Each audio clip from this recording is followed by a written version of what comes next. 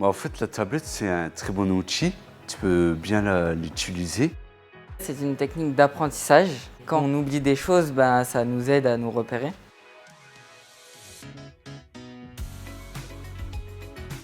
La FAIDAM accueille un peu plus de 600 personnes handicapées dans l'ensemble de ses établissements et emploie environ 220 salariés.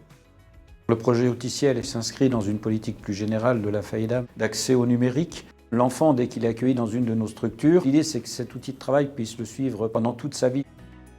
Avec son projet Pléiade numérique, la FAIDAM entame une démarche globale de changement des pratiques en associant usagers, professionnels, familles, en déployant la solution numérique Amikéo au sein de ses établissements.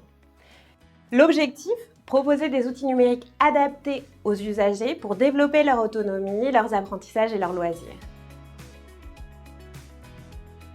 Je suis éducatrice de jeunes enfants et donc j'interviens au sein du CESA Mosaïque. J'interviens donc à domicile. Baptiste a 10 ans et il n'a pas accès au langage. On s'est essentiellement mis sur l'application Voice et ça facilite complètement sa communication avec l'autre, quoi. Autant pour manger que pour se laver, on peut réajuster constamment cet outil. Ça permet qu'il puisse l'utiliser dans le plus d'endroits possible. C'est une mine d'or pour lui, quoi. En IME, la tablette est également utilisée pour faciliter la catégorisation, les repères spatio-temporels ou la communication. Ici, Lédione va enregistrer sa voix sur les pictogrammes de son application Voice. Où tu veux mettre la voix? C'est toi qui choisis. Voilà. Stéphanie. Ok, c'est parti. Prêt, champion? Stéphanie.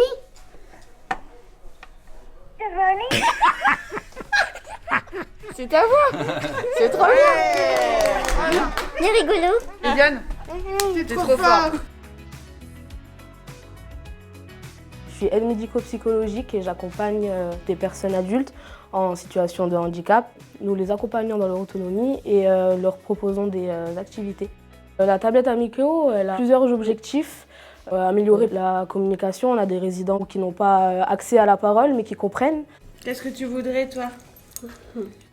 Manucure. La manicure. Tu veux que je te mette le vernis, Jojo? La tablette numérique permet l'intégration au niveau de la société. Tout est de plus en plus technologique, de moins en moins sur papier. Donc cet outil est vraiment intéressant pour l'apprentissage du résident et aussi préserver ses acquis. Tu montres? Waouh, t'es trop chic! Nous avons une journée de formation avec une intervenante pour pouvoir aussi personnaliser les applications en fonction du résident. On les forme à la solution numérique. On dresse avec eux ce qu'on appelle des programmes d'usage avec les référents numériques qui portent le projet en interne. Donc à tout moment, ils peuvent nous interpeller sur des soucis techniques où ils peuvent contacter le support. L'application séquence permet de nouvelles choses par rapport à ce que je pouvais faire avant au niveau des séquences d'apprentissage avec les personnes. Je vais vraiment pouvoir prendre chaque geste un à un, découper chaque étape de réalisation d'une tâche. Donc les garçons, aujourd'hui on va travailler sur le changement de fil de la débroussailleuse. Donc déjà, ça va être notre titre de séquence. Commencez par m'écrire le titre. À votre avis, vous prendrez quoi comme photo? Ils ont eu un parcours très théorique, très scolaire pendant des années. Cette tablette, elle amène tout de suite quelque chose à l'inverse de très pratique. Elle va un peu faire le lien entre les deux mondes.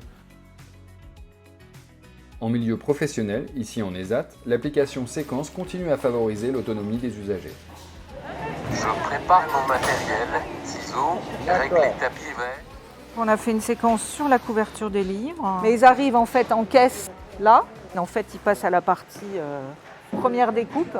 Et donc on a fait toute la séquence. Je replais le film sur les livres.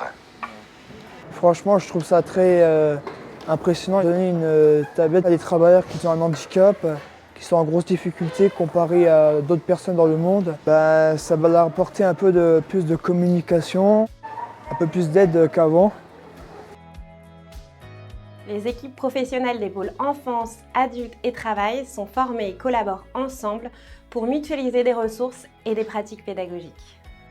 Le premier critère de ce projet, c'est l'humanisme, c'est mettre la personne humaine au-dessus de tout. Et ça passe aussi bien par les personnes qu'on accueille, que aussi par nos personnels, nos salariés, à tout niveau. L'outil informatique, il contribue à ça. Ça lui donne toutes les chances de perdurer et de se développer encore. 1, 2, 1, 2. Appuie.